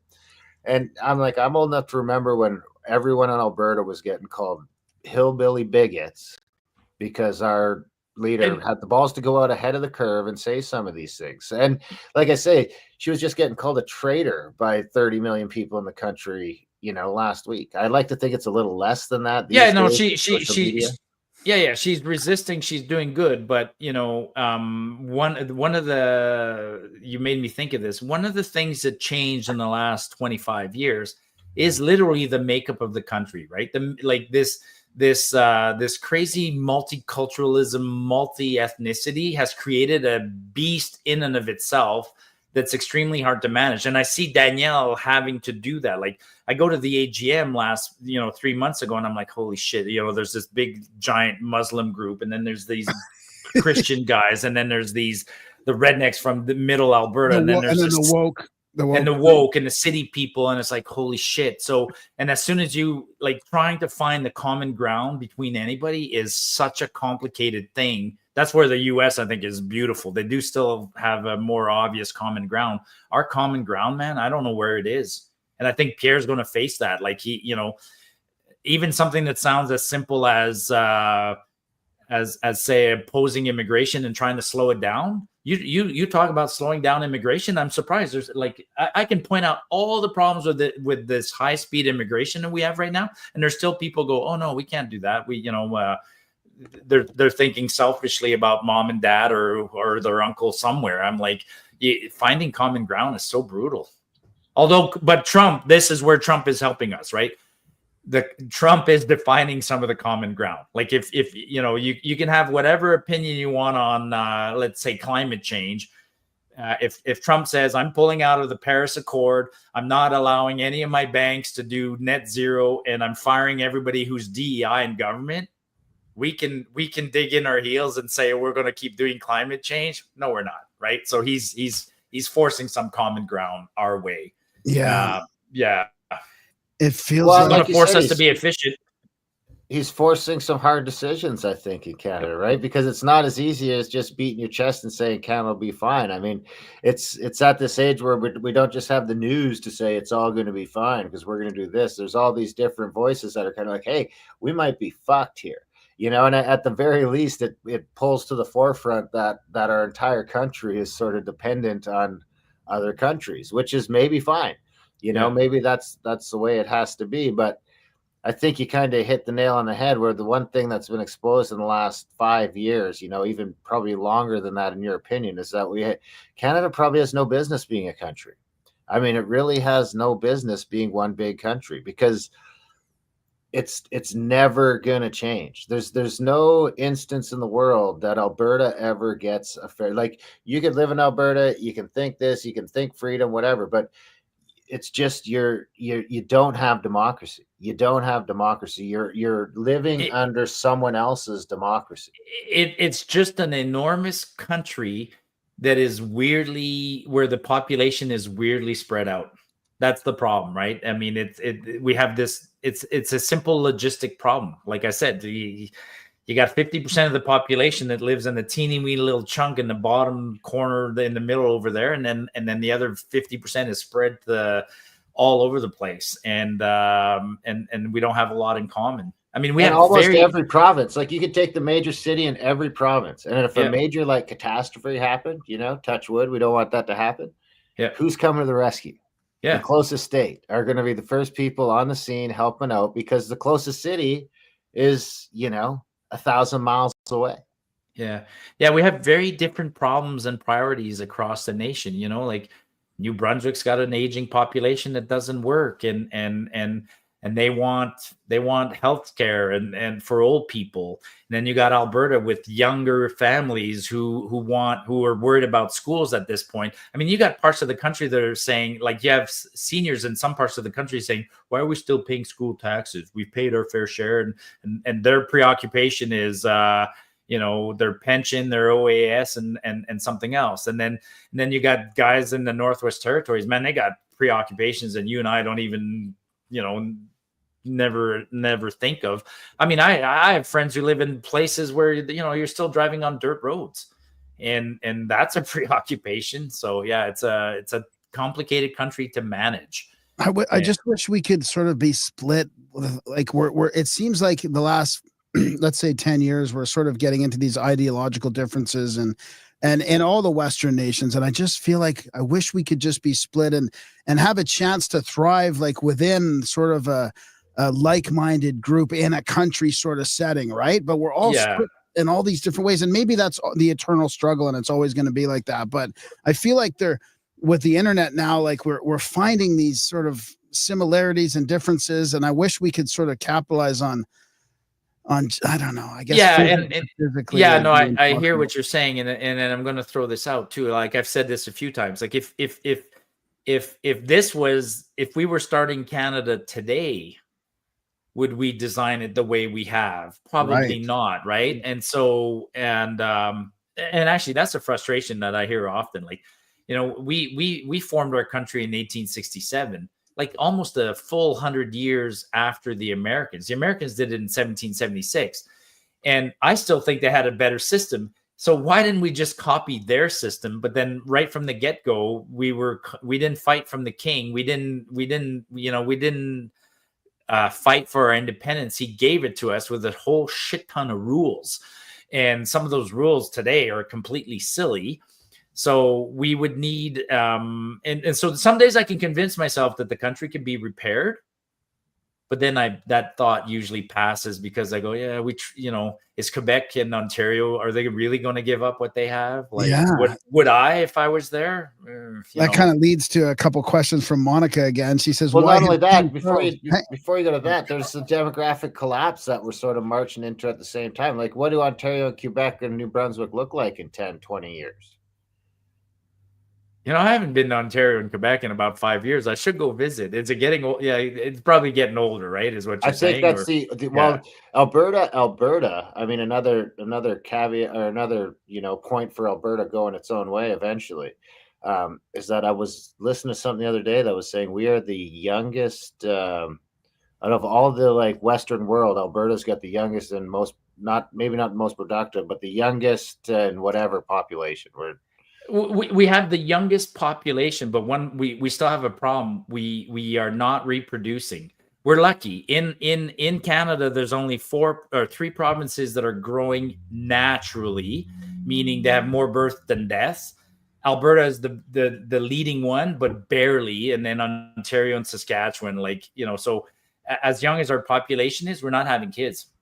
So without immigration, I'll say this. Without immigration, Ontario and Quebec are doomed in about 50 years. So, and Alberta's treading water. Which is better than doomed. Oh, yeah. Yeah. I mean, you can always tell what's going to happen to Alberta by looking at what's happening in Quebec. And you can always tell what's going to eventually happen to Quebec by going to Europe, right? And seeing what's happening in Europe. I mean, Europe is about half a generation ahead of us, and Europe's half a generation ahead of Quebec, and Quebec's half a generation ahead of us. Has King Charles never said a word about Canada joining the U.S.? Shouldn't he be objecting? And then, of course, the second part of her question is, isn't Canada still a Commonwealth country? But no, King Charles, hasn't he been quiet? I mean, I guess they're not. I don't think they really say much about Canada. We're sort of like a stealth Commonwealth. We're definitely part of the Commonwealth, but the Commonwealth is not what it used to be. I mean, it's the Commonwealth is just a bunch of countries that agree that by definition have the king as their monarch, but we don't really have like trade agreements or anything like that among ourselves. Could the Governor General be weaponized? Governor General should be just fired. Because here's the thing. I mean, they say it's all ceremonial, but I mean, the fact that there is someone that could fire our parliament or our prime minister at the behest of that said monarch, it starts to get a little weird. I mean, the weirdest thing for me to see is to see conservative Twitter starting to subvert democracy and say, let's get them to, tell the king to fire him. It's like, well, come on, guys, we're kind of going in the wrong Actually, direction. you made me think of something. That's going to be a cool event in the next couple of weeks, right? The Center for Constitutional Justice there, the JCCC, whatever, is taking the government to court on February 13th and 14th to have prorogation overturned. That could be a crazy game changer. Like if that happens, whoo, that'll be fun. I think it's going to happen. I think so too. I think it's already trending in that direction. I think the judge is already planning on it. Well, the judge will say, sorry, I think the judge will rule that it's illegal. Now, whether can the judge compel the governor general or the prime minister to do anything? That's the other part of that equation. But yeah, that's going to be crazy. Yeah, bring in Leighton Gray or some of those guys next week and have a chat with those guys. We're trying to get John Carpe back on because I do want to talk to some of these guys about how, because I think that at the least a lot of people sort of take the Confederation for granted. I think it's built on a big old fucking house of cards. It's a lot less stable than it is. You know who you need to bring in for these good constitutional chats? Bring in Bruce Party. Have you guys? I'd love to. Yeah. Reach out to Bruce, and then I like listening to him. Yeah, he's fantastic. Yeah. What about Darren? Can we talk about Carney maybe a little bit, or just Carnival Carney? I still think he's just here to fucking.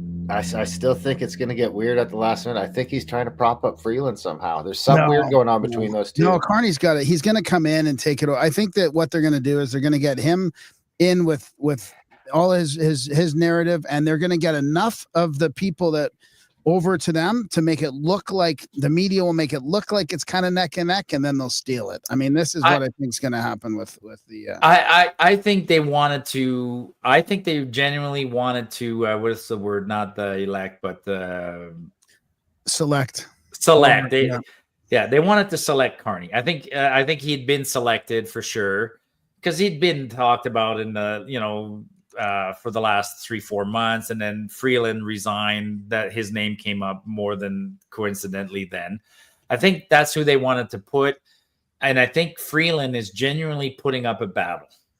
I think she's genuinely pissed off and putting up a battle.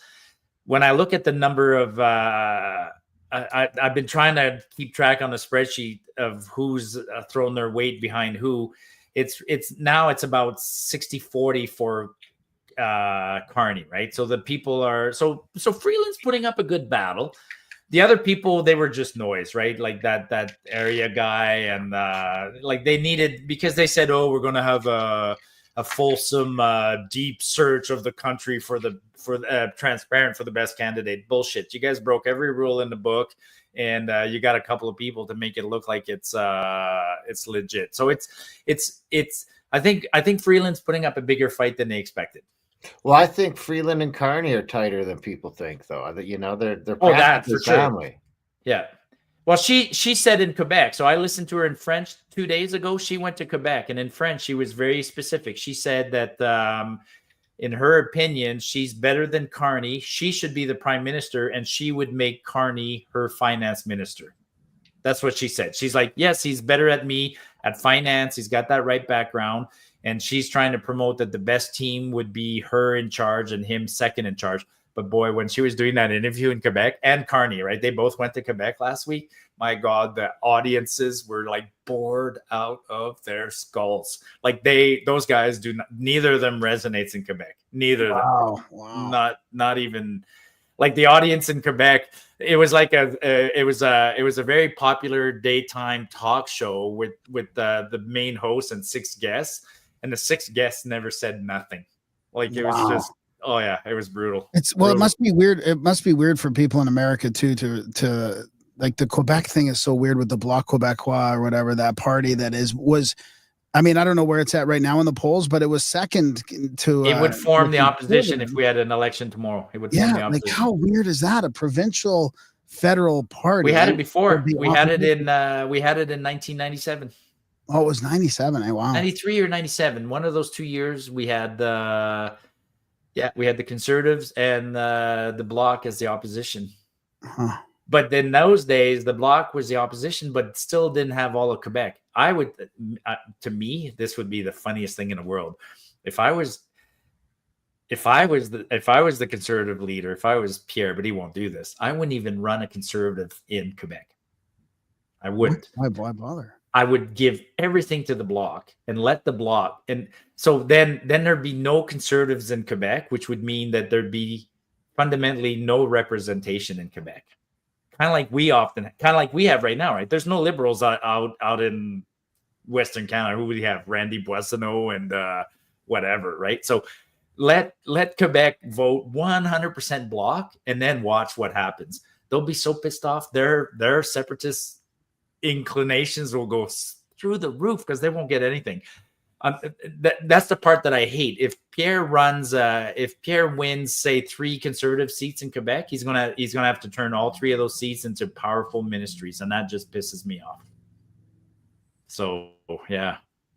Well, isn't that like the crux of the problem, that even if the best possible solution for Canada gets in, that's more than likely fucking Alberta's fucked? I don't see any way it's not. So that begs the question: do you worry about the NDP at all? No. Or do you think Alberta's like solid? Like, I mean, on a provincial level now, do you think that the UCP is firmly entrenched through the next election? The NDP was just this weird aberration. I was here when that happened. We all woke up the next day, went, what? Even the NDP didn't expect to win, right? Half their candidates weren't even in the province the night of the election. They're in Vegas. They're all over the place. The election happens. They're being called. They're like, guess what? You won. They're like, what? So it was just a complete backlash. And Notley got in. And then Notley stayed popular because she's just a popular person. People like her. You know, they like her. I don't like her, but most people, like in Edmonton and people like that, she can play a crowd and people like her. Nenshi, like his party right now is teetering because I went to, you know, I have all my like I infiltrated all the NDP leadership debate during the summer, and Nenshi won the leadership because he brought this big voting machine with him. Like he sold like 50,000 memberships, and then he stole the leadership, and he pissed off the diehards, like the real Sarah Hoffmans and Janice Irwins and those people who bleed orange. They're pissed off at him. And Nenshi, when he ran, look at this. Like he, you know, there's no NDP logo on here, right? And it's purple instead of orange. And he's already distanced himself from the federal NDP. And then she's going to try and rebrand the party into his own image. And he's got his own internal fights right now. They don't like him. So I'm not even, and I've told Danielle, like, don't even mention it. Don't even mention Nenshi. Because it's kind of scary close though, wasn't it? I mean, in some of the cities with the NDP, like I was a bit shocked at how well they because did. It was Notley. Notley's still popular, but now like Nenshi's proud of himself. So like I brought in 50,000 votes. Like yeah, you unleashed an army of people and you sold 50,000 memberships on. It's a big difference between selling 50,000 memberships and trying to get 400,000 votes, right? So and he got caught cheating selling his membership. So have you seen Nenshi? He looks like shit, man. Yeah. Like, yeah. He was bitching about, what was he bitching about?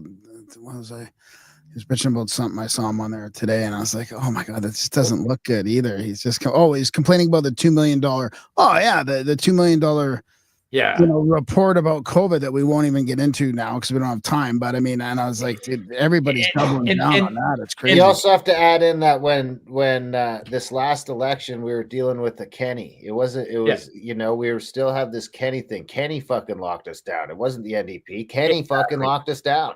Exactly. Kenny did all that shit. So everyone was pissed at the Conservatives. So I think that the good example was because my buddy from Ontario was bitching about Danielle Smith, this and that the other day. And I said, hey, man, you just got to remember this when you bitch about Danielle Smith and democracy.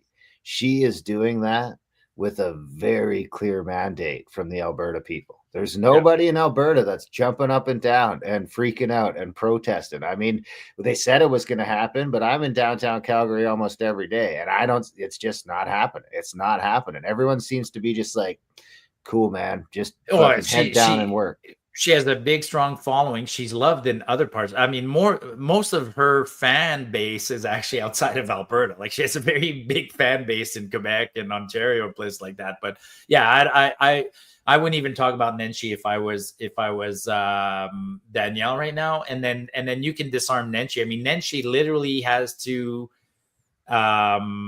he's violently opposed to anything, they're supposed to be, right? I hate that part of opposition. I mean, I don't think opposition has to be 100% violently opposed to everything, Right. but he is crazy opposed to everything. So for Danielle, I'm like, later on when it starts to count and you're campaigning against him, throw in a couple of things that appeal closely to the NDP and let him be against it, and then people will see who he is. But his party doesn't like him, and right now he's in the peanut gallery. I mean, he doesn't even have a seat. So yeah, and it's 3 years away at best, which is plenty of time for this, that, and the other. So do you think, are you optimistic then, before we start to wrap up? Are you optimistic? Because I mean, through all the fervor and all the crap and all the 51st state and the tariffs, I mean, deep down, I'm like, man, I've never been fucking prouder to be an Albertan than I am right now. And I feel like that's going through a lot of people right now.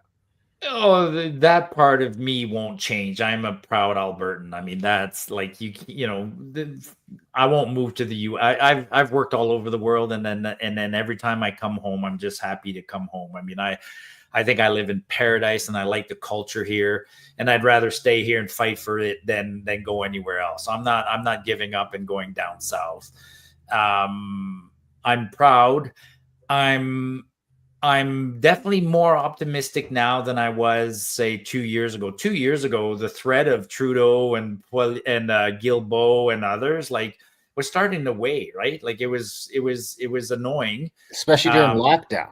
Yeah, absolutely. Poilievre, I got a long list of things. I mean, if Poilievre comes back tomorrow, axes the tax, slows down immigration, gets rid of a few civil servants, and gives me all my gun rights back the way they used to be. I don't even need above and beyond. I was perfectly happy with having to register my handguns and my AR-15 and having to only being able to shoot them at the gun range. That, I'm not the guy who's going over the top and say I want my AR-15 walking down the street. I'm not a 2A amendment kind of guy. I wanted it in my back seat, though, of my truck. Sure, I want it in my back seat. I don't want to get in trouble for taking it out of the house, but I also want my handguns out of the house. I feel like the culture has changed enough in Canada that self-defense has to start creeping in at some point. I take them when I go hunting, and I'd like to be able to do that legally. Yeah, well, I wasn't going to say that, but dude, they just banned one of my 22s. Yeah. No, I say that all the time. In fact, here in Alberta, if you're here, you know this. We don't get hounded by the fish cops and whatnot. They do not enforce federal gun laws. So if you, I wouldn't recommend. I can attest to that firsthand. I've told the story on the show where I was caught in the bush with my handguns. A buddy was like, "Get out of here." Yeah, he doesn't they would say, like, they ask the same rules, like, is it loaded? No, perfect. And you're not hunting with it? I'm like, no, I'm not hunting with it. Then I don't give a shit. And even the, like, have you ever had a conservation officer ask to see your PAL? No. My buddy was talking about that the other day. I was like, dude, I have never once been asked. I mean, I'm an Indian, so they don't ask me for much anymore. But even there's always this and that, where's your treaty card? Where are you this? Where is you that? Check your gun for the plug.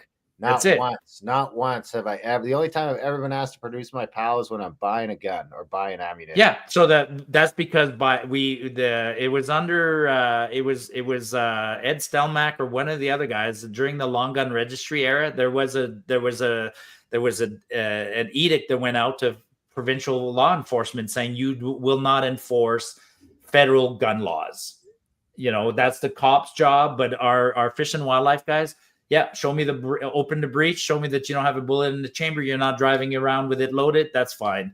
Yeah, they're more interested in my insurance and my registration on the quad than anything else, right? So interestingly enough, the guy that came to me was a younger guy. Yeah. And he was like freaking out. And he went and fucking called his boss because he was freaking out. He was taking the guns. I had some 30-round clips with me too that he wasn't thrilled about. And yeah, he went and called his boss and then came back like 20 minutes later. And he's like, yeah, my boss says it's not in the public interest to fuck you guys around. And then when we were leaving, he's like, do you need a note or anything just in case you get pulled over on the way home? You can say I dealt with you already. And I was like, I'm good, man. Let's just see you later. Yeah, just go in our separate ways. I heard through the grapevine that is that is one of the things that Pierre will do. He will not only will he reverse the gun ban and bring the laws back to the way they were, but I heard that he's going to move firearm regulations more to the provinces. Ottawa will keep the PAL and the gun safety course and registering the firearm owners, but then he'll leave it up to the provinces to decide, storage rules and usage. So if Alberta says we're okay with restricted handguns being used by hunters for protection while they're in the bush, then fine, so be it. And I think that'd be great because it is a no-win. It's one of those things, right? I'm sure politicians in Ottawa, maybe Trudeau is the exception, but a common sense politician like Pierre is going to be like, why do I want to deal with this, right? This is an example of like, let the province deal with it because the attitudes around guns in Newfoundland is completely different than it is in the Yukon and completely different than it is on Vancouver Island. So push that regulatory part back to the cities. I mean, do you think there's anybody? Do you think there's anybody in the Yukon who doesn't carry a handgun while they're out hunting? Especially in bow season. I mean, I almost stepped on a bear with a cub in bow season. You just got your bow and arrow, man. It's fun when you're hunting stuff and it doesn't know you're there. When you're getting, run down by a grizzly bear, you're going to want that 357 in a hurry. Because here's the thing. It's illegal to have any of your rifles with you. Right. Because, you're not allowed to have any of those kind of guns with you during bow season. So I can't even have my dogs with me. I hate the rules. Actually, I got my BC rules here. I was going to have my camp porn. Well, Marty, this has been great. We'll have to get out shooting sometime. Hopefully when the fun guns are allowed out again. Yeah, as soon as they reopen the range, I think we're going to have a party that day. We're all going to go shooting. Where are you, by the way? Like you're close I'm just south of Strathmore. Yeah, you're not too far. I mean, I'm northwest, right? I'm in Bears Paw, so I get to Strathmore real quick by taking Stony now, and I get around to Strathmore. Playing hockey against you guys in Strathmore used to be a pain in the ass when I had to cross town, but now it's a lot easier. Helps. Yeah, one of my daughters still goes to school in the Northwest. So you're like by Mindus, that part of the world, or not quite? I'm like, I'm only about 5 miles. You don't tell us. We don't want people online to know where we live. I'm in Wheatland. I'm just in Wheatland County where there's a lot less. I was looking at Rocky View, but Rocky View's kind of anal about a bunch of stuff that Wheatland don't give a shit about. So yeah, that's where I ended up. See, I know we're trying to end the show, but that's one of again, like, look at our country, right? Like, for the folks listening, we're talking about counties in Alberta that are neighboring counties that have different rules. Like, it's nuts, right? I mean, building a deck, and I built a shop in Rocky View. I wanted to kill the guys at the Rocky View permit office because I must have gone there 4 times. And then, but when I lived up north in Grand Prairie and I wanted to build a shop, the guys are like, yeah, okay, whatever. What are you doing here? Yeah, what are you doing here? Go build your shop. And so, here they're looking at my drawing right down to like, how many gallons per flush are your toilets? I'm like, what do you mean how many gallons per flush my toilets are? I don't know yet. I haven't it says here you got to have a low flush toilet. I'm like, in a shop? Like, fuck. Yeah, it's something else. The worst I've had is my neighbor called and asked me to not blow up Tannerite on Sunday. Oh, okay. So I was like, fair enough. Fair enough. Fair enough. Marty, this has been great. We'll have to do this again sometime. We appreciate the insights into Canadian energy and Canadian politics and stuff like that. It's been fun. Yeah, thanks, guys. Yeah, anytime. Where can people find you? They can find me at Marty Up North, the way it's written on the screen. It's written a little bit different. It's Marty Up North with _2 on Twitter. The 2 is because I had my previous Marty Up North was blasted for was censored and destroyed, and then Marty Up North _1 was censored and destroyed. Back in the days, man, talk about COVID and stuff like that got you banned on Facebook, on Twitter. So yeah, I just got back after 2.5 year ban. I finally got back on. So find me on Twitter, folks, and actually do me a favor. You can go find me on YouTube as well. Like I have been on YouTube for 10 years, and I have, the stuff we talked about hunting. I have hunting videos and hiking videos. It's a little more fun. If you want to watch one of my videos while doing your workout or on the treadmill, do that. Warning to anybody who goes and look at my Twitter feed. It is full blown political blood sport.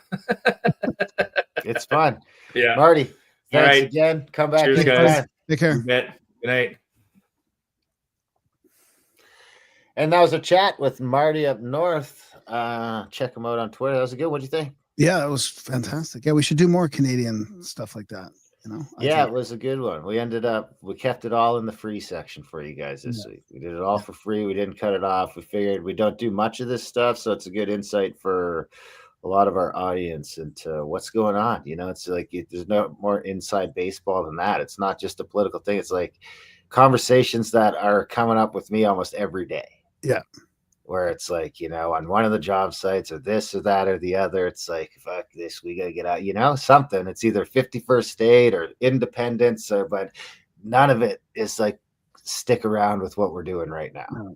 None of it. So, and I like that idea of using the U.S. 51st state as to like, well, you don't want that, but you don't want this. Well, it almost makes that independence shine a little brighter. Yeah. No debt. We'd be debt free. Yeah. We could have an Alberto. Yeah. That'd be the coin. Alberto. Anyway, big thanks to Marty for coming on the show. Big thanks to you guys for listening. Sign up for Plus at GrimericaOutlawed.ca or support us at grimerica.ca/support, whatever you want to do. We'd love you for it either way. Of course, check out adultbrain.ca, as in not a child, but an adult, brain.ca for all of our audiobooks, 140 some audiobooks. Bunch of them on Audible. What's it called? Just came out on Audible today, actually. All Quiet on the Western Front. Came out on Audible today, so that's exciting news. People can check that out. Of course, they can buy ebooks, paper books, and audiobooks directly from us now on the website if you don't want to go through those big guys.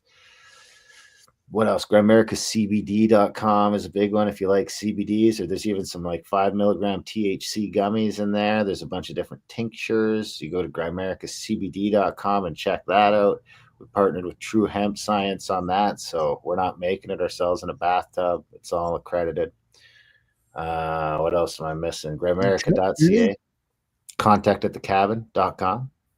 For our trips, there's one spot left for the trip to Azores this year with Randall Carlson, and there's about 15 spots left or so for the other one in Bonneville, the Bonneville Flood Adventure. So check that out. And if you want to trip out, check out grimerica.ca/shrooms, or there's a link in the show notes. Again, we're just sending you to someone else. We're not selling mushrooms. So other than that, we love you guys. Oh, follow us on Twitter again, at Grimerica and Grimerica Outlaw.